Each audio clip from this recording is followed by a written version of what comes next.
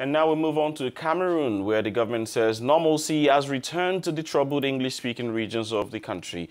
Separatists in the country's restive anglophone regions have faced a violent crackdown since declaring the creation of Ambazonia, a self-proclaimed republic independent from the majority French-speaking areas of the country. Many have died from the over 6-month showdown between the state security forces and armed groups from the region, while tens of thousands have fled into neighboring Nigeria. Tensions in the country remain high since the upcoming Senate elections have already provoked general outcry in the Cameroonian political class. 3 opposition political parties have called for a boycott of the ballot, believing that the electoral body, which will choose the 70 senators, is connected to the ruling party. The Cameroon resistance movement is particularly rebelled against the source of future conflicts in the country. It was necessary to calm the Anglophones by organizing clear and transparent elections at the grassroots with new leaders, said Sosten Medard Lipo, the National Secretary of Communication of the MRC movement. He added that the Anglophone crisis is not only a political crisis, but also of leadership, and that the current municipal councillors in the northwest and southwest regions are not representative to the population. Without further ado, we talk about the situation in the country, and more precisely in the English-speaking areas, with the Cameroonian Minister of Communication, Issa Chiromba Bakari. Good morning, sir. What is the security situation in the northwest and southwest Cameroon? La situation est normale. Les forces de défense et de sécurité dont la responsabilité est de permettre. The situation is normal. The defense and security forces whose responsibility is to allow the citizens enjoy all the rights conferred by the law and constitution with protection of their physical integrity and their property. Now and then there are those terrorists who come and attack our defense forces and then murder our policemen. Overall, the situation is under control. Now, from time to time, there are sporadic attacks, so they now engage in a kind of asymmetric warfare where it is difficult to see where the enemy is. When it arises, it is to cause damage, but otherwise, the situation is generally under control. There is no problem. Alors on notera, Monsieur le Ministre, que as was already the case with the war against Boko Haram, Cameroonian security forces have been accused of violating human rights. What's your response to these criticisms? Contre Boko Haram, les forces de sécurité camerounaises sont aujourd'hui accusées de porter atteinte aux droits de l'homme. Que répondez-vous à ces critiques? Je dirais simplement une chose.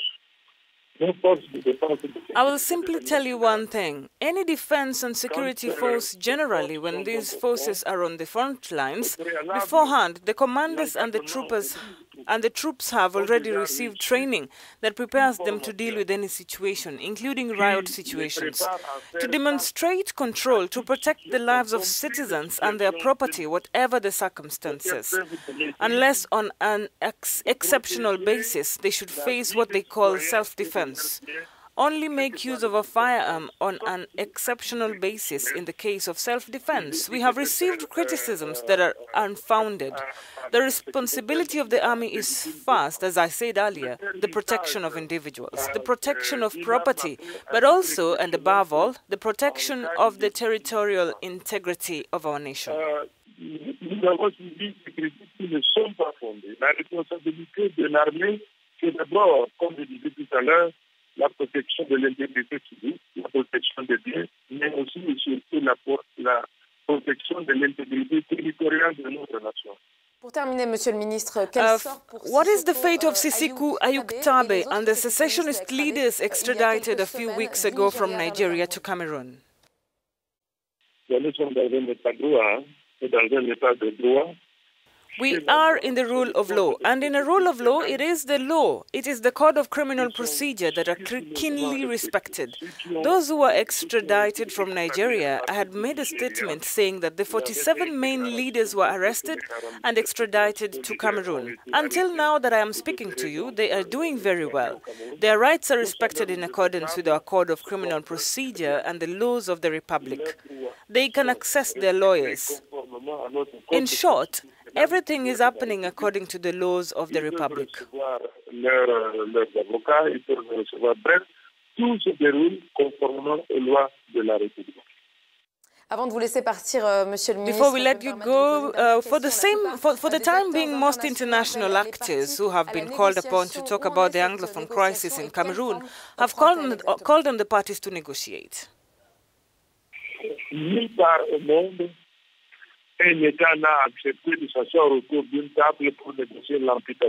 Nowhere in the world has a state agreed to sit around a table to negotiate the breaking away of its territory. Nowhere in the world. Negotiations are taking place at a time when I am speaking to you between Cameroonians of goodwill, of good faith, and who respect the constitution of their nation and the laws of the republic. The head of state constantly reminds us that if there are problems, you say that you are rejected, you are marginalized, you are reduced to being a second-class citizens. So come with your problems, your demands, your grumbling, and come within the framework of the dialogue. Come also with the constitution and the laws of the republic. On the other hand, if you ask for something that does not appear in the laws of the republic, you will say that it will be flatly rejected. This dialogue is ongoing and is taking place normally.